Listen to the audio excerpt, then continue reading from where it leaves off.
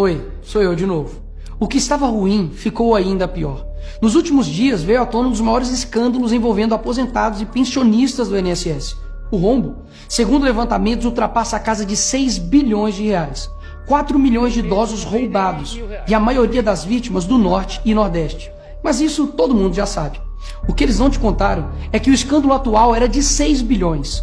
Hoje, com um novo relatório da CGU, mostrou que só em 2023, 35 mil reclamaram de fraude e o valor movimentado, 90 bilhões. 90 bilhões. Nós estamos diante do maior escândalo de corrupção da história do nosso país. E o golpe era o seguinte: aposentados eram filiados sem consentimento, tinham valores descontados direto do contra-cheque ou faziam empréstimos que eles nunca pediram. E daí, quando reclamavam, nada acontecia. Estamos falando do desvio de valores bilionários de pessoas doentes e idosas. Dinheiro que deveria estar no bolso de quem trabalhou a vida inteira e hoje depende da aposentadoria para viver. E é claro, vão espalhar a narrativa de que tudo começou no governo anterior. E já percebeu que no governo passado tudo era culpa só do presidente. E nesse governo nada é culpa do presidente? Mas olha só que interessante. As investigações mostraram que os descontos irregulares já vinham sendo praticados há anos. O que levou o governo Bolsonaro, em 2019, a apresentar a medida provisória 871, justamente para combater esse tipo de fraude em descontos. Ele obrigava os sindicatos e associações a comprovarem, a cada 2 anos, que o aposentado realmente estava autorizando aquele desconto. Adivinha quem ficou contra? Acertou, a esquerda. Como não bastasse, em 2022, com votos da esquerda, eles derrubaram essa lei. E o que será que aconteceu nos próximos anos? Bingo. Foi exatamente depois de derrubar esse mecanismo de proteção contra as fraudes que houve esse aumento absurdo de descontos indevidos. Ou no português claro, aumento absurdo de roubo contra idosos. Desenhando porque eu sei que tem gente que só entende assim. 2019, Bolsonaro faz lei para proteger esses idosos de fraudes. 2022, esquerda derruba essa lei no Congresso. 2023 e 2024, explosão de fraudes. E ainda tem gente surpresa com isso. Não foi o Alckmin que disse: o ladrão quer voltar à cena do crime. E de fato voltou. Desde o início do governo Lula, representantes dos ministérios da Previdência participaram de pelo menos 15 reuniões com entidades que hoje estão sendo investigadas. Inclusive, o próprio ministro, Carlos Lupe, e o ex-presidente do INSS, Alessandro Stefanuto, estiveram em 8 dessas reuniões. A entidade que mais participou dos encontros com os ministros foi a CONTAG, justamente a organização que mais roubou o dinheiro dos aposentados. E o escândalo é ainda mais grave. O relatório de auditoria da CGU revelou que, em muitos casos, as autorizações para descontos foram feitas em nome de pessoas que sequer tinham condições de manifestar a sua vontade. Foram encontradas situações absurdas. Pessoas com deficiência grave, impossibilitadas de assinar qualquer documento. Indígenas que vivem em aldeias remotas e não sabem ler ou escrever. E até aposentados que nem moram no Brasil.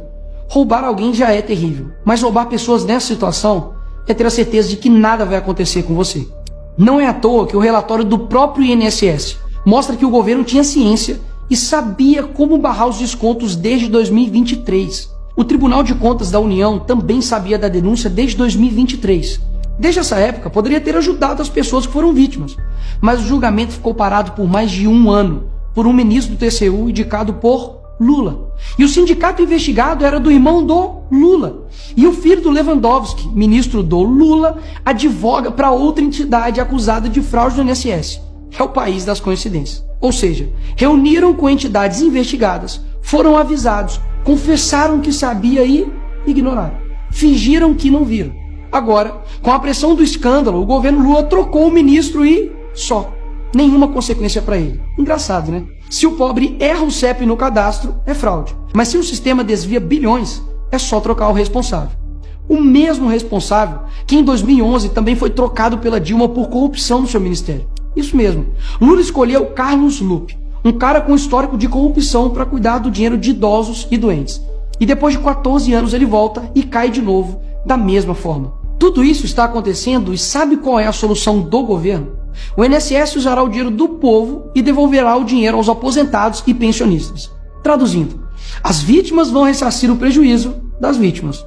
E os criminosos, Nicolas, seguirão livres, sem punições. Que bela democracia. Eles roubam e quando a gente descobre, eles mandam a conta para o povo brasileiro pagar. Assim fica fácil roubar. É o crime perfeito. Tá, Nicolas, mas o que vocês estão fazendo contra isso?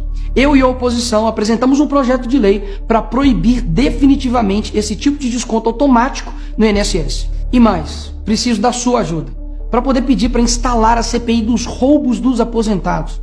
E será lá nessa comissão que vamos investigar mais a fundo e poder colocar na cadeia quem foi responsável por isso. E aí sim, fazer com que eles devolvam esse dinheiro, não que você pague essa conta. Vá até a rede social do Hugo Mota e Davi Alcolumbre e peça para que essa comissão seja instalada. E por fim, vá urgente ao seu banco ou veja o extrato na sua conta pelo celular e veja se há algum desconto indevido. Só assim, você saberá que está sendo roubado ou não e peça o cancelamento imediato desse roubo. E sim, o tempo passa rápido. Eu sei que muitos não pensam no futuro, mas um dia ele chegará. E que nesse dia tenhamos feito algo para chegar aqui diferente do que estamos vivendo agora. Ninguém aguenta mais um país que só desanima a gente a cada notícia.